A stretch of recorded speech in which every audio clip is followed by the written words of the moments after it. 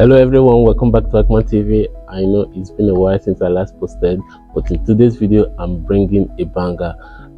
There has been so many people who have reached out to me over the past months on how they have been rejected when they did their Australian visa application, and due to that I decided to make this video so that I can teach you guys how to avoid very common mistakes and pitfalls when you want to apply for your Australian visa.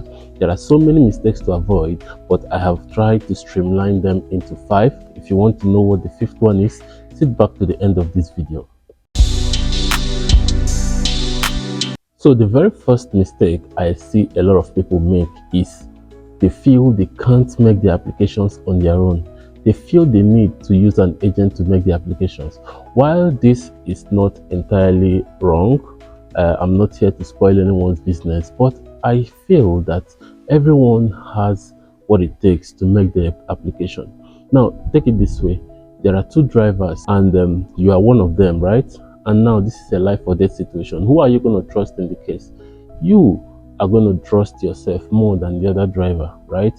So you might argue that yes, these agents, they have a lot more experience and that they have been doing this for people and then stuffs like that. But I don't say it that way. The way I say it is that they have so many people who they have to cater for, and due to that they make some applications in a very common way. They don't really take their time to go through some people's applications, don't really take their time to write the SOPs the way they are supposed to write it.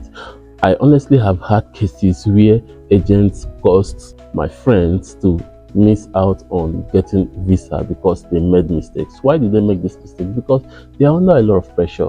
They have tens and hundreds of people, depending on the agent you want to use. They have tens and hundreds of people who need their assistance, and when those people keep pressuring them, mistakes are inevitable. But when you know, okay, this is my job, this is my application, if I get rejection, it's my fault. If I get accepted, yes, it's me. Anything that happens, it's me. So you take extra care when you are making these applications, and I think this is something that should count for something, because when you are the one handling your application yourself, you rarely make mistakes that some of these agents might make. Yes, it is true, they might be more experienced, but visa application isn't something that needs so much experience. You are only being scared, unnecessarily fearful that, okay, if you do this yourself, you're going to fail, and then if you go through them, you're going to succeed. But that's not always the case. I have never used an agent, and frankly, I don't advocate people using agents to do whatever application they want to use. Make your application yourself. Sit down, carefully read all the instructions. For Australian visa, there are so many instructions out there. You just calm down and go through them one after the other. You know the kind of visa you need to apply, and then just do it yourself. And I guarantee you, yeah, you might get rejected, but if you do, at least you know where you went wrong, and the next time you know what exactly you need to do, so that you don't just get rejected due to someone's mistake or error that could have been avoided. Now, the second mistake a lot of people make is writing very long and complicated SOPs. I don't even want to start talking about how many SOPs I've reviewed in the past. I mean, some of them are so long, they are not very well detailed, they distract the reader. They just start talking about things that are so irrelevant and unnecessary. Now I'm going to give you guys a tip. SOP for Australian visa, you just need to find some key information in the SOP. The first one, like for example, if you are going through a student visa, we have what we call the genuine temporary entrant. So that is a kind of SOP. Tell us that you are a genuine person. Tell us. So how do I convince the Australian embassy that I'm a genuine person? It's not about writing about my childhood. It's not about writing about my interests. It's not about writing about my grandmother died, my granddad died, and then this made me go into science, and then I discovered I wanted to come to Australia to study. I think those things are irrelevant, and then it can actually make you get rejected, because these are desperate moves and they are totally unnecessary. When I did my first application, my first student visa application, my SOP was less than 8 lines. It was just a simple statement. My name is so and so. I intend to come to Australia to do so and so. I am a genuine blah blah blah. I am in perfect health. I don't have a criminal record. It wasn't a story. It wasn't a story. Those are just simple statements of facts. I am very, very sure even if they want to verify, they'll find that this is true. I just wrote those stuffs and boom, there was no problem. I got my visa. So when you think you need to write so much epistles, so much long stuff, no, no, no, no. It's totally unnecessary. And I think it also maybe reduces your chance of getting this visa. So don't fall into these pitfalls. Don't think you need to write SOPs or genuine temporary entrance with ChatGPT or maybe using AI. No, please don't do that. Anyone who is into maybe research or anyone who reads essays, once you see a machine written essay or write up, you'll know. Once I see a machine written, I know. So those people you think they don't know, they'll just know, and then they'll know, oh, this person isn't serious, he's writing these things with AI. So avoid writing anything with AI. Write it from your heart and write very, very short, clear, concise statements. Just write your name, write why you intend to visit the country, write when you want to come back, write if you want to apply for a permanent stay anytime in the future, or if you are just coming there on a temporary basis, write what you want to do. Just very clear points, make it point based, and boom, you are good to go. So avoid the trap of writing very, very long essays. Trust me, no one has the time to read all these things about your childhood. No one cares. It's unfortunate, but that's the truth. No one really cares about your childhood except you and probably your family members. The immigration guys, they don't care. So just tell them what they need to know. So what do they need to do? They need to know if you are in perfect health, if you are genuine, if you want to go for a permanent visa sometime in the future, if you are bringing your partner, if you have had a criminal record in the past. These key things, these 5 things I mentioned, these are what they need to know. And if you do them in a bullet point format, make it very short, simple, and concise, I tell you, they are going to appreciate it much more than when you think you need to write a very, very long epistle for them to read. Then that's going to be a problem. Now, the third pitfall to avoid is uploading incomplete documents. Now, if you have to apply for a student visa, for example, and then you have series of documents to upload, you need to upload your COE, you need to upload. I'm talking about Australian visa here, guys. Australian visa is my focus. You need to apply your COEs, you need to apply maybe proof of funds, you need to apply referee reports, stuff like that. You shouldn't miss anyone, because anyone you miss is going to cause a very, very significant delay in your application process. Because what happens is that when they sense that you have sent in incomplete documents, they have to send it back to you and then ask you to put in those documents. And then when you do that, you still have to send it back to them, and then they start the review process all over again. So when you do this, you see that a visa that's supposed to take like 20 days or 23 days ends up taking 3 months, 4 months, 5 months. I mean, needless to say, I have seen this happen a dozen times. I've had people, it happened to my friends, even people from different countries. They make their visa applications without attaching the whole documents, or maybe they have incomplete documents. Maybe someone missed attaching the document regarding the health insurance, because you have to buy your health insurance before you apply for an Australian student visa. So when you don't have that, and you feel that when you come you're going to start buying the health insurance, they're not going to accept that. They need to know that you are insured for the time, for the duration of your study. So if you are maybe you are a master student and then your study is going to take like 2 to 3 years, you need to be insured for those 2 to 3 years. That's how it works in Australia. Like me, I was given a longer visa and I was insured throughout the stay. If you know that you need to buy your insurance, then you have to do it on time so that you get the proof of insurance, you get the certificate of insurance.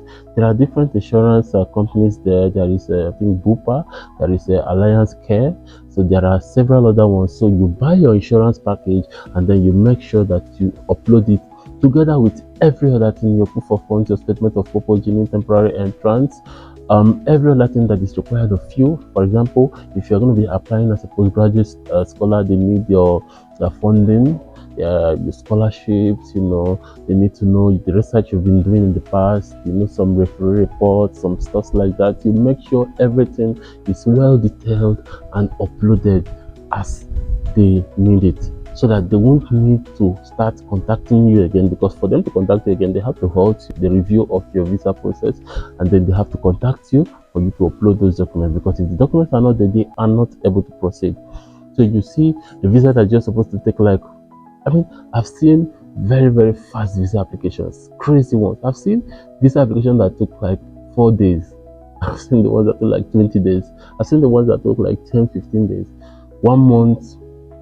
Mine actually, when I applied in 2023, it only took 1 month and 1 week. Yeah. So I'm telling you this thing based on my experience. So if you know you need your visa application process to be fast, make sure that you go through your application over and over again. Do not miss out on any important form or any important reports that needs to go in there. And remember, if you are bringing your partner, there are also things that are required of you. You read through. If you need to ask some questions, you can ask, and you make sure that you arm yourself to the truth. You make sure that you have everything that is needed, your marriage certificate. If you have a child, you know what to do. You include all those things there so that your visa won't take time. Now, another common mistake people make is they are poorly informed and then they go apply for the wrong visa type. Now, Australian visa is actually very straightforward. When, for example, student visas, when you're applying for a student visa and you want to do maybe a bachelor degree, there are different categories of the student visas. We have the ones for the postgraduate research sector.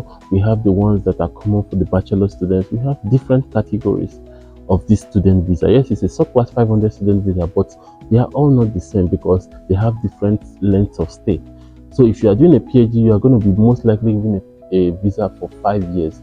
But if you are doing a master's or a bachelor, or masters especially, they give you like maybe 2 years or so. So there are different bachelor, I think they give you based on the course you are studying, 3 years, 4 years, depending. For PhD, I'm sure it's 5 years. So what happens is that if you want to apply for a bachelor program and you select that of the postgraduate, it might lead to rejections because you are applying for the wrong visa type.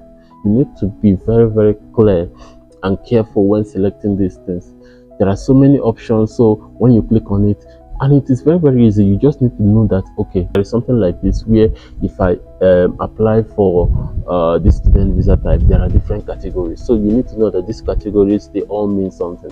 What am I coming here to do? What am I coming here to study? So this part is what a lot of people do, and then they end up getting their visa rejected. For example, you want to study, and then you go apply for maybe a 485 visa or 491 visa or any visa type you apply that is not a subclass 500, which is the student visa, is going to get rejected because that is not the correct visa. And then you might be thinking, oh, this is too much to process, there is so much to do, that I don't think I'm going to be able to handle this. I definitely need an agent. And I'm telling you, you don't need an agent. You just need to sit down for 1 day, read through, take points. You are going to do a much better job than any agent because it's your application. That is exactly what I did. Just sit down and read through everything you need. It's documented on the website. And if for any reason you have issues, there are emails, you can contact them and ask them, oh, okay, this and that. And then they give you feedback and you proceed, right? So applying for the right visa category, it's definitely something that if you fail to do, I can assure you that visa is not going anywhere. And the funny thing is that it's going to take so much time and they are rejected, and then you still have to apply for the right one. And mind you, these things are not free. Some of the applications take like $600, $700, $1,500, $2,000. Some of them are expensive. So when you do that and you fail, they're not giving you your money back, right? Unless you want to appeal and then start going to court, which I'm telling you, I don't think you have any chance of winning that case, right? You're neither a citizen or a permanent resident, so it's going to be very, very difficult. So the best thing is just for you to avoid this pitfall. Make sure that you are applying for the right visa category. Make sure you are applying for the right visa type, and then trust me, when you do everything right, even if you are rejected, they will give you a clear reason and tell you this is exactly why your application failed, so that next time when you're applying, you know why you failed the last time and what you need to do the time you want to apply again. Now, the last proof, which a lot of people are guilty of, it has to do with money, right? The wrong management of proof of funds. Yes, let's say you want to go study without a scholarship. Yeah, you want to pay your way through, and now, of course, we all know you can just pay for the first trimester or first year, and then when you get there, you start working and then start offsetting other bills. It's difficult, but it's not impossible. So you know that a certain amount of money is required in a certain bank account that is linked to you, and they need so and so XYZ amount of money. I'm not going to be specific on that. And then let's say, for example, that they need $10,000 to be in your account, and then let's say you're applying on 20th of November, then all of a sudden the money appeared on the 18th of November. All through the account history, there has been no record of that amount of money coming into that account. Now that is a big red flag, because they only know that transfer that money there just to meet that requirement. So that can actually lead to the immigration saying, I don't think this person can sustain himself or herself in this country, because he maybe borrowed this money and just put it there, and this money is not going to be able, it's not something that is flowing. They need, when they say proof of funds, statement of accounts, things like that, they need to be sure that money is flowing into this account. Maybe every once in 2 weeks or every month, they need to know that so and so amount is coming in. If they need $10,000, maybe if they see that like $4,000 or $5,000 is coming into this account every month consistently, then they are good to go.